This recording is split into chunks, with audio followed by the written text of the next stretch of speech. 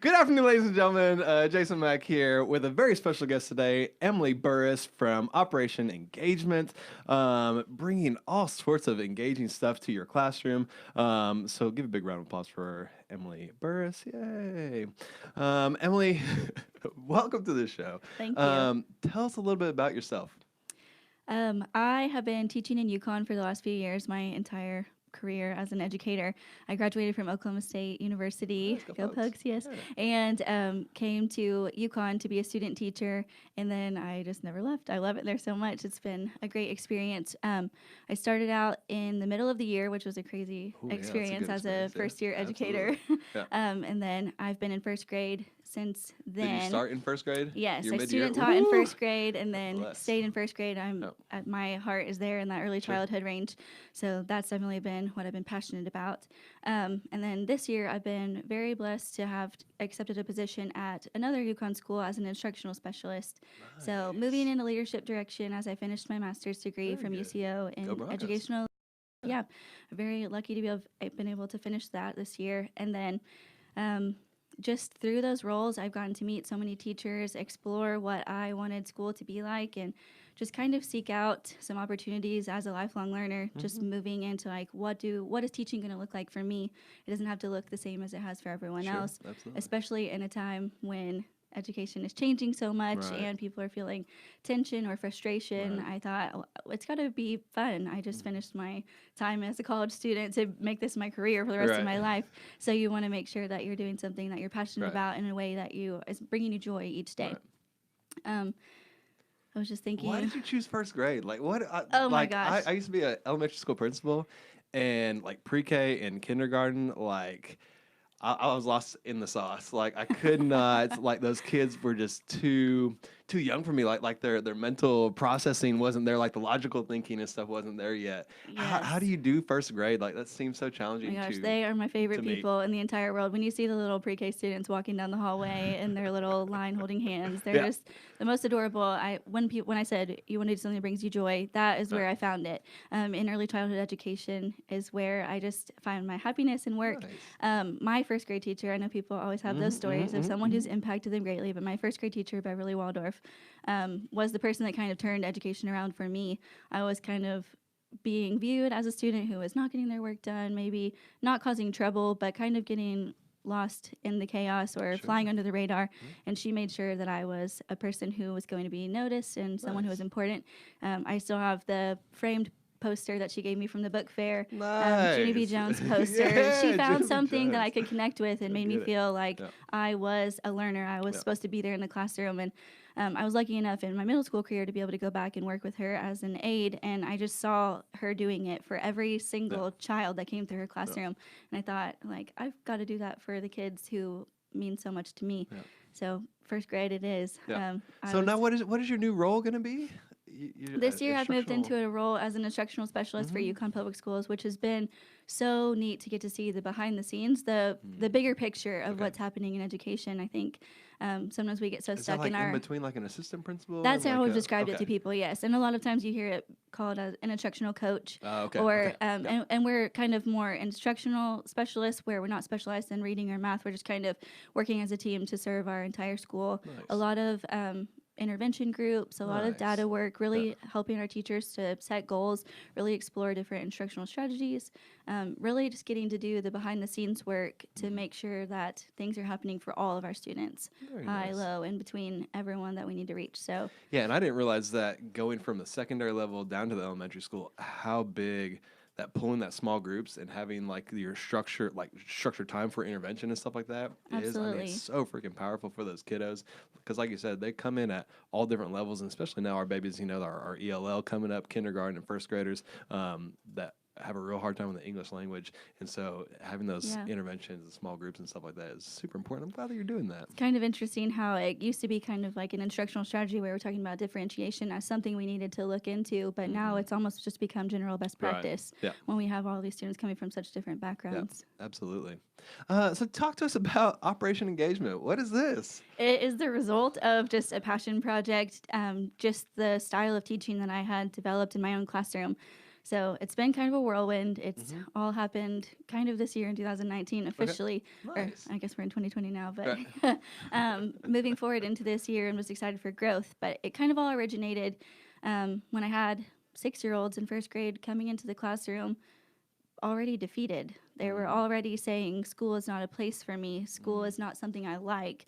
They were having this mindset that learning is not fun, that we were at school because we had to be and we would rather be at home playing Fortnite or Right. sleeping or Right. the things that first graders would rather be doing. And Right. it was kind of hard for me to come in there with such enthusiasm as a first year teacher, seeing that I wanted school to be a fun place. I wanted us to have that classroom community that everyone talks about, and we were going to Absolutely. have fun learning. And I was kind of taken aback that that wasn't the norm. That wasn't their natural response to learning. Yeah. And since then, I've gotten to talk with so many kindergarten teachers, pre-K teachers, and they're telling me how much has been pushed down with our, I mean, we're all seeking these rigorous outcomes, and we're really focusing on data and trying to achieve high-level things for our students in Oklahoma, which we're proud of and we're working hard on. Then they say that a lot of the purposeful play has just been lost. And we've got first graders and kindergartners sitting there in their desk all day with a pencil in hand and Well, a like lot. instead of Exactly, actual yeah. kindergarten or first grade classroom. And you can kind of see, I picture it almost as a visual with just like a black and white overlay, like a filter that's just like what school's turned into. It's kind of turned into just something that kids aren't super interested in. For example, I walked into a restroom at a public school one day whenever I was at a professional development event, and on the wall was this lovely little acrostic poem. Someone had been doing extra credit on the wall in the bathroom. But it was school written out vertically, and it said 7 cruel hours of our lives. And I thought, if that is crushing, I know, bless. as an educator, it says this kills you. Yeah. But it was just crazy for me to think that, like, if that's really the feeling that students are having, 7 cruel hours that they have to suffer through every day, and we think about it, they're coming in pre-K through their senior year. Right. We've got them for so many days, and if they're already in their second year of education saying this isn't for me, it's a long road ahead. So I kind of made it my mission to combat that. Nice. So I dove into some research as I was moving in to like find what my role looked like as a teacher, and found a lot of information about experiential learning, project-based learning. We started talking about integrative thematic instruction and just really what those looked like being put into an early childhood elementary classroom. So that was where it all began, and I found a book called The Wild Card by Hope and Wade King. I know there's a lot of people who have heard about Ron Clark Academy in Atlanta and all of the amazing work they're doing for student engagement. And Hope and Wade King were teachers there and now have kind of gone out on their own in this big adventure called Get Your Teach On.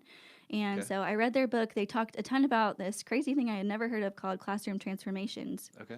And so then I dove into the deep, vast black hole that is teacher Instagram, and started a rabbit hole. Be careful. started finding all of these amazing creative ideas of teachers who were kind of bringing experiences into their classrooms and taking it from a school setting where we were sitting in desks with pencils and working on worksheets as children, and taking it up a notch and saying, I'm not going to do things the normal way. I'm going to do things the way that is going to make my students fall in love with learning and identify and define themselves as lifelong learners. So it was really exciting to see what that looked like. So in the early examples that I saw, they would put tablecloths up hanging from the ceiling to disguise the room.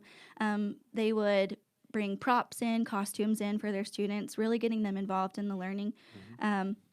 Instead of worksheets, I started seeing like a lot more centers-based activities, they were learning activities disguised as something else. So my very first classroom transformation I attempted was a doctor's themed, like a hospital themed classroom transformation. So I went to the dollar store, bought these shower curtains that were blue and white, and put them up all around the room to kind of change my classroom walls into like a operating room kind of look.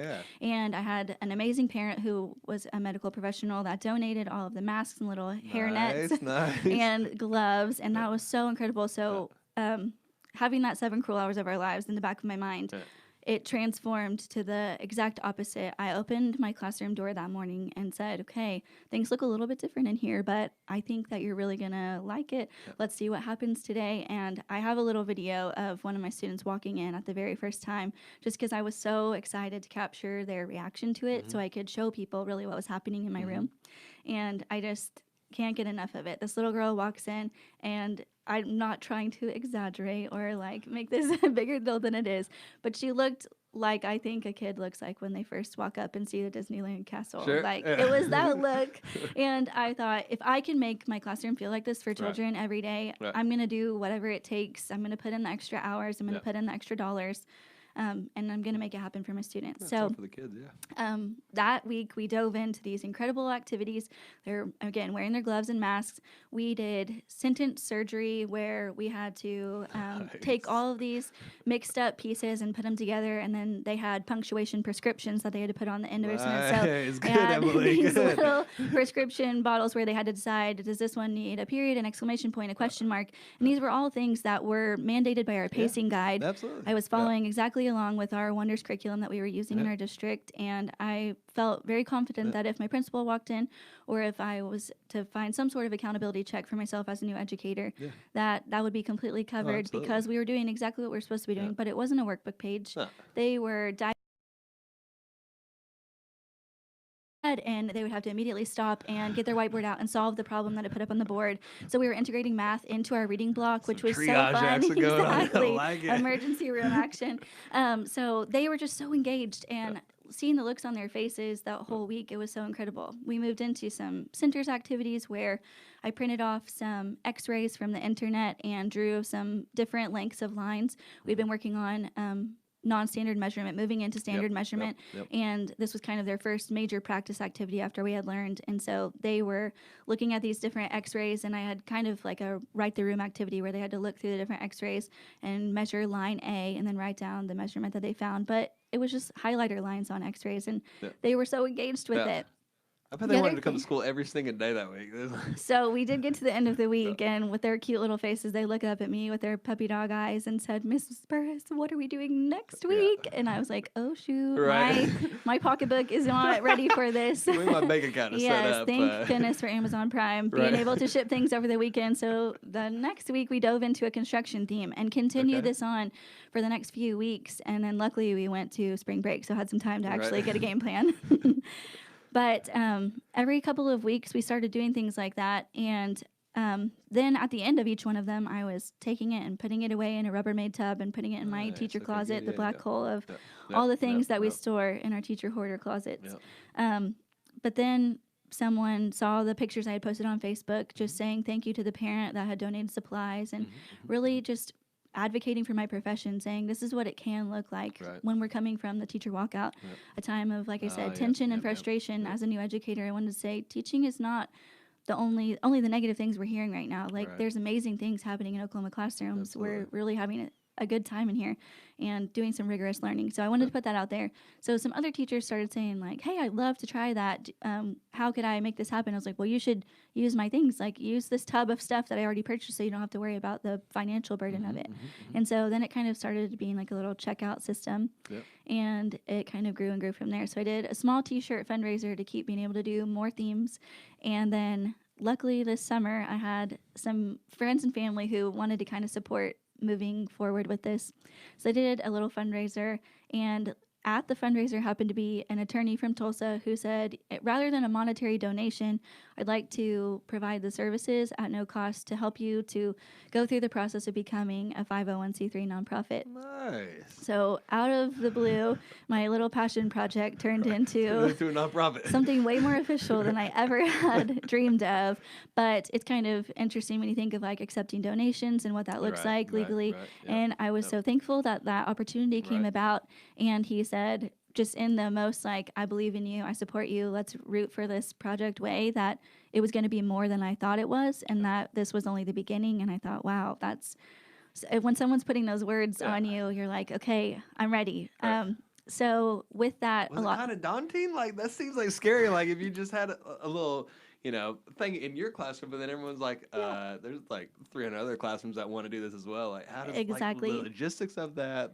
Oh man, it just, that seems a little frightening. For a first-year teacher. I definitely re-entered that role of a lifelong learner. Now I've been really diving into the world of Oklahoma nonprofit work.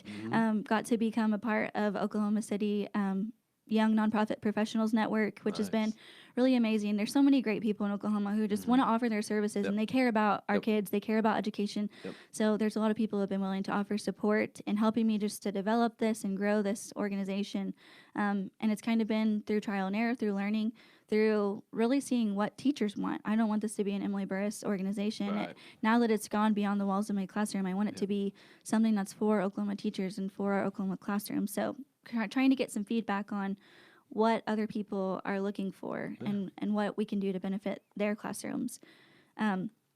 Since that time, we've increased from just the little Rubbermaid tubs that I had in my closet to 12 full themed kits, with a couple more in the works. We've gone from all different kinds of themes, from detectives and superheroes, and we have a chef's kit in the works that a couple of local Yukon restaurants are helping us to figure out. I just want them to be authentic. Like when we're talking about the construction themed kit, I had luckily some people in my family who came from a construction background, and we're talking about authentic experiences that I could bring to my students, which was a big part of working in a Title I school. I thought there's a lot of experiences that we're just missing. Absolutely. So being able to not necessarily take unlimited field trips, what can I bring into the four walls of my classroom? So with that one, we were able to FaceTime some construction professionals. They were drawing their own blueprints. We were talking about the different aspects of architectural design, all of these things within first grade.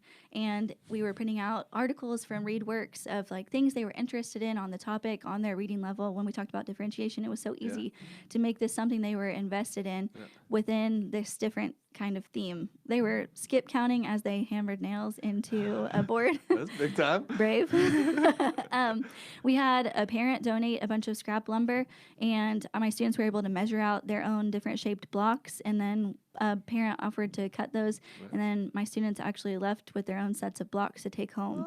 So we took this construction theme and turned it into like this big math, reading, literacy enriched project, and it was so cool to be able to see those experiences that we're bringing to them. We did a travel themed kit where I think a lot of teachers get in the mindset of like, okay, so if it's a travel themed kit, then we have to be like traveling to different destinations. This is a social studies kit. I want to challenge that and say, no, it could be for any subject matter. It could be any grade level, any setting. I was going to say we've had our kits used in daycare centers, childcare centers. We've had them used in Sunday school classrooms. We've had them used in every grade, pre-K through 6th so far, working on developing some kits that we think our older students might be more interested in. We've had... I saw you guys are doing like a Harry Potter one, right? Yes, I'm really, really excited.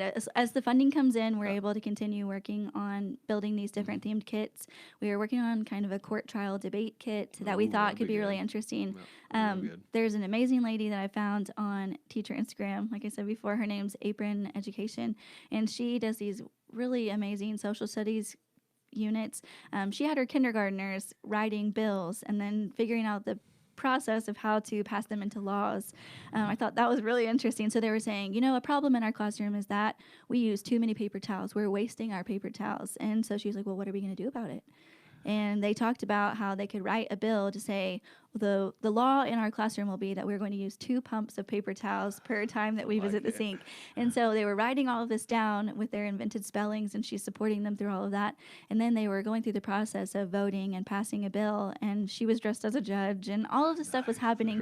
And I just thought, how neat is that to give them these experiences and this knowledge subconsciously while you're really just working on classroom community and procedures in your classroom. Within that context as well, I've seen math teachers put out 2 answers to a math problem, and the students have to be like the defendant and the prosecution, and they're trying to find evidence of why this is the right answer, and kind of going back and forth where you're turning a multiple choice test review into something so much more. It was so creative. It's so much more sticky that way. Oh my gosh, I know. And things that you're thinking like, there's an amazing teacher at my school who talked about how equivalent fractions and simplifying fractions was just very difficult for her 4th graders, and she said that was something that they were just so defeated about.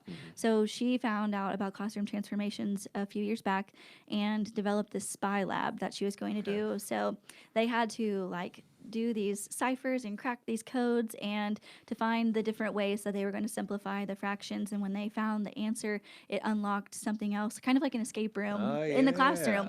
yeah. And the kids completely changed their mindset on learning something new, where they were coming into it with very little background Right. knowledge, just applying what they had been learning throughout the year and then taking it to the next level as spies in the classroom. That's so cool. So there's so many things that I think that we could be doing. Like going back to the travel kit, I was wanting to expose my students to like even just the experience of what does it look like to get on an airplane. A lot of them had never done anything like that before. So I met them at the door wearing my pilot's hat and my little wings and aviator glasses and said, "Welcome to Burris Airlines. Today we're going to be flying all over the place to gain more knowledge." And I said, pack your bags full of all of the information you think you're going to need on this trip, and handed them each a plane ticket. Desks just moved into rows. Like it was 2 seats on one side and 1 seat on the other side. And they filed in with their tickets and found their seat. They put their backpack rather than on the hook underneath the seat in front of them. Nice. A lot of them started saying, "Miss Burris, my legs feel cramped." I said, "Welcome to Delta Airlines." Just kidding. But it was so fun just seeing them like understanding what that looked like. Up on the smart board, I put a little video of a takeoff simulation. So they were like, we would walk around and like rumble the seat in front of them, and that was so much fun seeing them like, "Oh my gosh, I'm on an airplane for the first time." I was like, "Actually, we're just in room 9A at Myers Elementary," but they were like really diving into what that looked like in experiential learning. Throughout the day, we traveled to all of our different subject areas for a week, and then while we were also traveling, we were able to travel to Mexico and invite our ELL teacher in to talk about the experience of growing up in Mexico and making connections to a lot of our EL students. We made paper flowers that she had made and talked about a lot of different cultural aspects of what we were doing. While we were in Mexico, we did a little bit of math. Then we jumped back on the plane and we flew to Japan. Actually, one of our special ed teachers had moved here from Japan, and she wrote all of their names in Japanese characters, told them all about the words they already knew in Japanese, connecting it to them. She said, "Does anyone know the word Pokemon?" And they were like, "Yes, me." And she was really diving into like their grade level, just really bringing it back to their interest levels. And then while we were in Japan, we did a little bit of social studies reading about the schools that they have in Japan, and it was just really interesting having them do like a Venn diagram of connecting what does my school look like versus a school in another country. We were working on comparing and contrasting, which was our reading skill for that week in our pacing guide. So it was just really neat how you can take what could be a workboook page and turn it into this experience. We continued moving through. They had little passports that they were getting stamps in as we moved through the week. It was really interesting, and they would leave with souvenirs from different places. We did a stop in Brazil. We looked at all of the rainforest and talked about the different ecosystems that we were hitting in our science curriculum. And it was just really interesting that you could take a different place around the world and turn it into all of these different experiences for them. But then you think of like, it doesn't have to look that way. If you're just a math teacher and in a high school, you could transform your classroom into this. And then instead of moving around from all these different countries, you could be visiting and stopping at all of the different ways to solve an equation. Or you could, I'm not from a math background, but you know, when you think of all the different things that you could do with that, you can take any of these themes and mold them to your curriculum, to your subject area, to your grade level. And just seeing how versatile the kits are. One of our superheroes kit was used in a 2-year-old classroom at a child development center, just talking about rules of the classroom and what does it look like to be a hero in your classroom and be a good friend, just talking about citizenship. And then in the same way, I've seen it used in an 8th grade classroom. They were working on talking about modern heroism, and they were looking at different current events, and they were taking the news articles and saying, who was the hero in the situation? What does modern heroism look like? And talking about the characteristics of those people who were being a hero in a current event. I thought that was really neat. Another teacher in 5th grade used the superhero kit, and they were in an ELA classroom. She had them write their own origin stories. So while they were working on narrative writing, she said, "Okay, I want you to come up with your own superhero, and I want you to talk about the origin story for this superhero." It was just all the different ways you could use it. They're really kind of a shell for greater learning. So you can take it. How do you like come up with this sort of stuff? Like, where do you get your inspiration from on this? I don't know. I just try and, like I said, think of an authentic activity. So, with the doctor's unit, like I said, just looking at x-rays, then all of a sudden I was like, well, with the x-rays, I could use this for measurement. And it just turned into drawing highlighter lines on it. With another grade level, you could have different x-rays and they have to piece the pictures together as they saw them. Yeah. All you have to do is write a math problem on the back of each of the Right. pictures and then put it together, and it equals a whole x-ray when you have all the pieces Yep. put back together. I think a lot of it is just finding like pretty generic activities and then being able to take your curriculum and kind of slide it inside of it.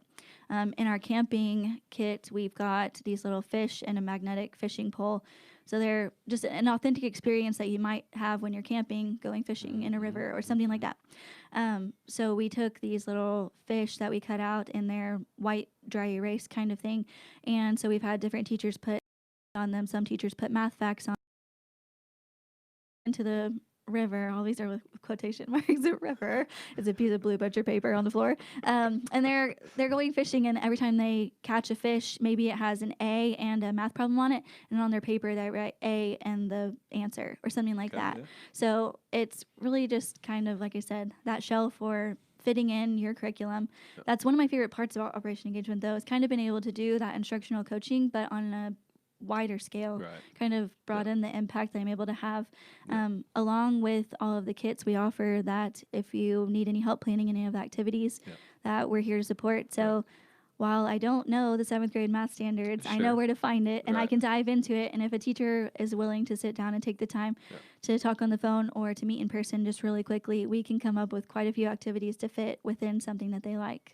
I like that. Yeah, it sounds very adaptive. It sounds like you can use it in almost any subject, like you said. And wow, okay.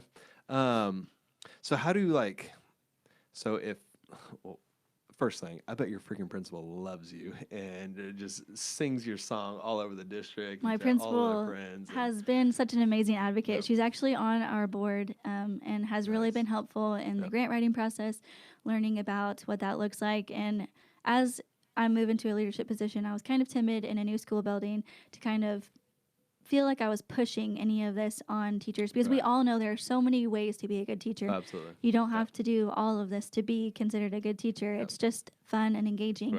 So I didn't want any of the teachers feeling like I was coming in pushing this agenda or posting to our email boards about, well, you guys should try this, you should try this.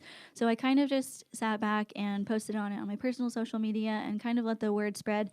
But like you said, my principal has been such an amazing advocate in taking it to the district level and talking about it at principals meetings, and I really appreciate that. Just the help in spreading the word. And but does she ask you to go to different elementary schools and talk to their teachers and stuff like that? Or what? I've been invited to a few faculty meetings, not only in my own district. Teachers have heard about it and used one, and they say, I don't want to be the only teacher in my school teaching this way. I want you to come and talk more about the vision and mission of your organization and talk about the resources that are available, which is one of the best parts, is that they're available at no cost to teachers. So all they have to do is log in on the website and just reserve it. Exactly. And then we go from there. Nice. Okay. Will you kind of plug that website? Like how, like if I'm a 3rd grade teacher or whatever, and I want to explore, just see what kind of kits you have and stuff like that. Like where can I do that at? Absolutely. It's just operationengagement.org. If you accidentally type in .com, it's still going to take you there. Sure. Oh, nice. I don't know. Good. Someone who's good at technology help me figure that one out.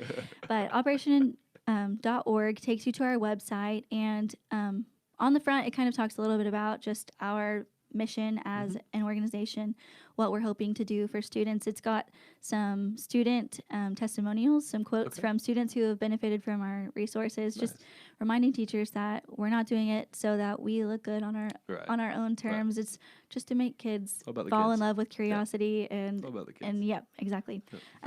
Moving into our resources tab is where you'll find all of the parts to reserve a kit. Under resources, it talks a little bit about what a classroom transformation is, what it's not, and then it has all of our themes listed. When you click into one of the themes, it has a calendar, and then it just shows which times it's available. Within each of the themes, it gives a small description, but it seems vague, but I wanted to leave it up to the teachers' imagination or creativity. I didn't want to necessarily list everything that you should be doing when you're using this kit. When a teacher reserves a kit, it comes through to our email and we get in contact with them as soon as possible. Just talk about how we can support them, what their planning looks like. And then with each kit reservation comes a Google Drive folder. It has like an inventory list of all of the things that are available within each kit. It has lesson ideas that some teachers have used just to give you a little bit of spark of creativity. Maybe you find something that's from a similar grade level or a similar content area. Within that, it has a place where teachers have offered feedback of what I wish I had thought of or what worked for me, just some tips and tricks that they've used. Within that also, in that Google Drive folder comes a media folder and a resources folder. In the media folders, just photos that teachers have shared of the kit in action in their classroom, whether the photos are used to help a teacher know how to set up the classroom, ideas of activities that a teacher was doing. It just helps because every classroom looks differently when it's set up. So just how they maybe made that work in their room. And then in the resources folder are things that Teachers Pay Teachers authors have offered to share with us. A lot of just different activities that are themed. Maybe there's a camping activity that's a phonics worksheet, and we'll just add it in there just because you never know what someone's going to be able to use. But that's all in development. And every time that a teacher uses a kit, we just send them a Google form of a survey kind of at the end of what worked for you, what didn't work for you, what are ideas, how could we improve this? And all of that is put in to kind of grow that network, all of that information that teachers are able to use to benefit the next classroom. Right. Yeah, paying it forward. I like Absolutely, it. yes. So with you guys being a nonprofit now, like you said, that kind of opens you guys up for a lot of donating dollars. How do people contribute to this thing? On our website, operationengagement.org, there is a donate tab, which is really helpful. Every now and then on social media, we've been trying to do even like a $5 Friday where we post our donation link and people are able to donate even just $5 at a time. When we're thinking of these resources being able to be reused and reused, every dollar goes a long way. So far, we're a small organization, and I'm proud to say that 100% of all of our proceeds go directly back into, or not all of our proceeds, all of our donations go directly back into the organization. So all of our donations are going back into increasing the number of themes that we have available, eventually duplicating the popular kits so that we can reach more classrooms at a time. We're working on developing kind of a network where we could maybe have representatives in different areas of Oklahoma where the kits are able to be delivered on a more expeditious pace. We're just trying to really grow and look into what the future could hold. But a lot of those donations go toward just growing the kits and making them more extensive and even more vibrant to be able to transform your classroom. Nice. Last thing, and then we'll do the lightning round. Absolutely. Lightning round. Don't worry about it. You have a lot of knowledge in your very short career. And like you said, things are changing so fast in education. How could someone get in contact with you to maybe come and speak to their kindergarten team, their first grade team? Absolutely. On our website, we also have on operationengagement.org, we have a contact form that's just a general inquiry kind of form, and we welcome any type of communications there, whether it's feedback on a kit on how we can improve or an invitation to come speak at a faculty meeting or even just a one-on-one with a teacher. I know that I got to where I am because of the teachers who invested in me, and I would love to be a part of any professional developments that are going on in districts. I was going to say the things that have made me be able to feel confident moving into this are just seeking out the different types of experiences that are available for educators across Oklahoma. And anytime teachers are interested in anything like that, I'm happy to talk about professional developments that I recommend or anything like that. The writing project at OSU was huge in helping me to develop my ideas and launch any of what I thought this could be as an educator. So I'm happy to talk and give back from what all the teachers have poured into me as an educator. Very good. So operationengagement.org. Yes. Or .com. You're all going to get the same .org place, or .com, yes. Get on there, look at the resources, book a kit, change some lives in your classroom. Yes, I'm excited to work with more teachers. Yeah, this is going to be good. I wish you all the best of luck. Ready for the lightning round? I feel like it's like bum bum bum. Bum. But can we get some like exciting music? No. Oh, okay. No, don't worry about it. We'll edit something in. Don't worry. All right, ready, Emily? Emily Burris, OperationEngagement.org. Ready for a lightning round? Ready? Pancakes or waffles? Waffles. Okay. That's like a Leslie Knope thing. I don't know. I just said waffles. Leslie, no. I love it. Parks and Rec all day. Pepsi or Coke? Dr. Pepper forever. So that is a Coke product. Just we are sponsored by. We are not sponsored by. 7-Eleven Dr. Pepper ices are where it's at. Oh, 7-Eleven ices. Okay, we got to keep moving. This is lightning round. Beach or mountains? Beach Okay. with lots of sunscreen. Okay. Oh yeah, sure. Okay. Comedy or drama? Comedy. Okay. Anything on that one? I just love a good laugh. Sure. That's why I'm in first grade. I think I have the sense man, of those humor of a kids 7-year-old. are My poor husband. Hysterical, man. Those kids I are think I'm hysterical. funny. They think I'm funny. We're all friends. This one's a softball, elementary or secondary. Elementary for sure. Pumpkin pie or sweet potato pie? Christmas. Okay. I just love. You gotta love Christmas when you're an early childhood teacher. Oh, It's yeah. like the magic is like in their eyes every day. Right. If you're going somewhere, are you driving or flying? Flying or being driven. I'm not a fan of driving. So you're not driving. Poor but- Mr. Burris. Mr. Burris put in the miles. Yes. And then tell me about your favorite teacher and why. Beverly Waldorf, who I talked about before, made just a huge impact in who I felt like I was as a learner. Is she still teaching? No, She she retired? is unfortunately passed away Ah, since that poor time. baby. She is an incredible teacher. And I just think back to the times whenever I was being viewed as a student who had ADD, a student who couldn't get their work done, a student who could be labeled as so many things. Right. And she was all the while just making magic happen in the classroom. She was differentiating before it was cool. She was having us engaged in project-based learning, doing all these incredible things back in the 2000s, Yeah, she's early 2000s. Pioneer. She was so incredible and just really helped us define things that we loved to learn about and said, okay, you don't have to love all learning, but I want you to love being a learner. Yeah. And just kind of left us with that curiosity moving forward. But I really think about all of the teachers who I'm still in contact with. I'm from Broken Arrow, and I just think of all the incredible teachers that I had the chance to be in their classroom. And so many of them have commented on posts on Operation Engagement's social media It's always pages, a good feeling. said the Wolf Creek teachers are proud of you. Yeah. And honestly, those things mean the most. Oh, yeah. Coming from Yeah. people who I look up to so Right. much and really aspire to be Yeah. like, I'm so thankful for all of them. Yeah, it really is good. Emily Burris, we appreciate your time.